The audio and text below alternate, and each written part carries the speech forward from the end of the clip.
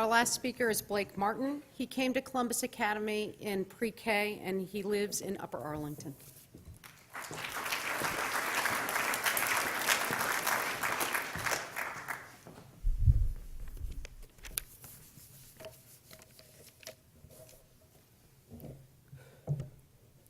I would like to share with you a personal story of a family member that has had a huge impact on my life.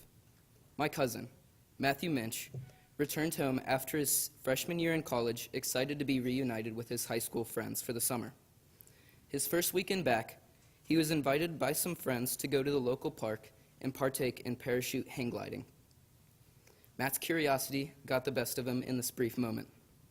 Unfortunately, the following events ended in tragedy. A fall from 15 feet would crush his vertebrae and paralyze him from the waist down. This young man's life was changed in an instant. Many of you sitting here in this auditorium know the Latin phrase carpe diem, or maybe you at least recognize it.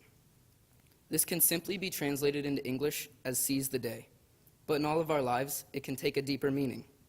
Does this ever cross your mind? What does this mean to you? This phrase dates back to 23 BCE to Horace's book of lyric poems called Odes. What many do not even consider is the full sentence of Latin that the phrase was taken from.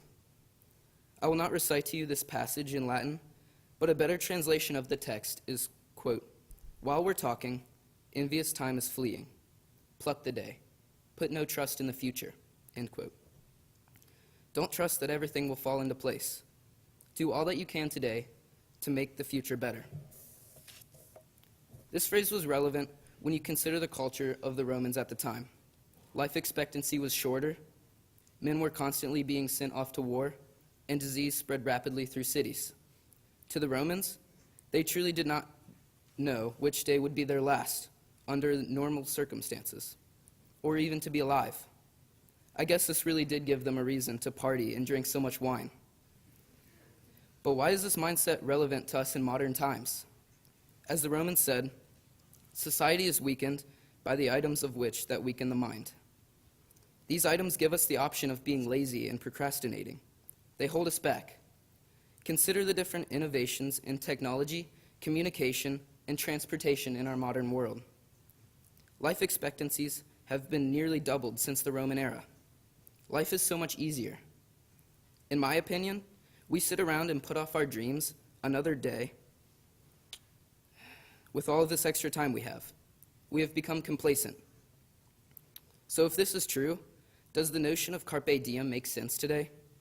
I believe it does. It's the story of my cousin Matt that makes it relevant to me and brings it to light today. With one simple, freak accident out of anyone's control, and his life was completely altered, sent on a new course of life. This really changed the way I look at my own life ahead of me. Are we living to our full potential? I promised myself I would not use the term YOLO in this speech, but we ought to live more on the edge of our seats and actively strive for our goals. Put no trust in the future. Many members of this audience today have a particular passion of their own, whatever it may be. Something they care about deeply and wouldn't want to go a day without. For me, this passion is gymnastics. I love the physicality of it. If you didn't know before now, I've been involved in the sport of gymnastics since the age of 2. This is a passion that I plan to take to the college level. It has always been my dream. The lesson of carpe diem has had a huge influence on my passion in daily training in the gym. The point is that it will eventually come to an end one way or another. Gymnastics is a sport with a very short lifespan. Many gymnasts, if they are able to compete in the collegiate level at all, will finish after college. They are done. It ends.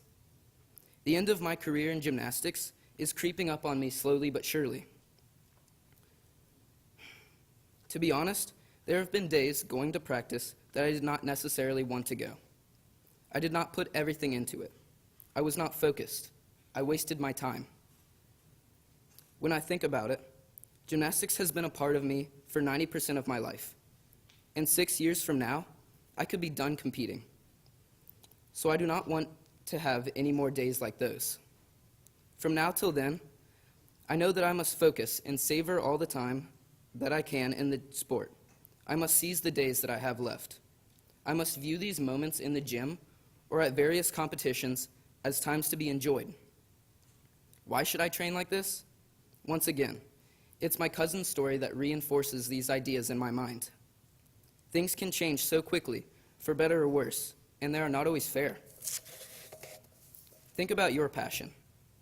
What if this were taken away from you this very second, out of nowhere, out of your control? Have your achievements surpassed any regrets that you may have?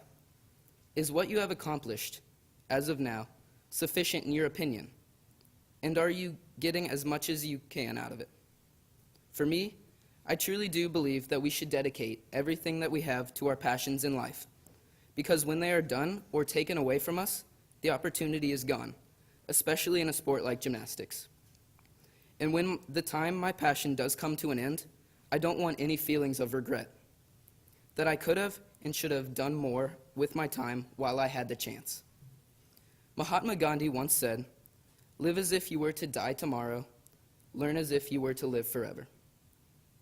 To each student, faculty, and administrator I am presenting to today, there is always time left to make a change.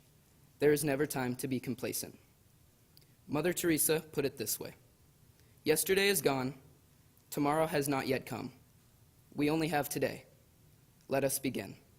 Thank you.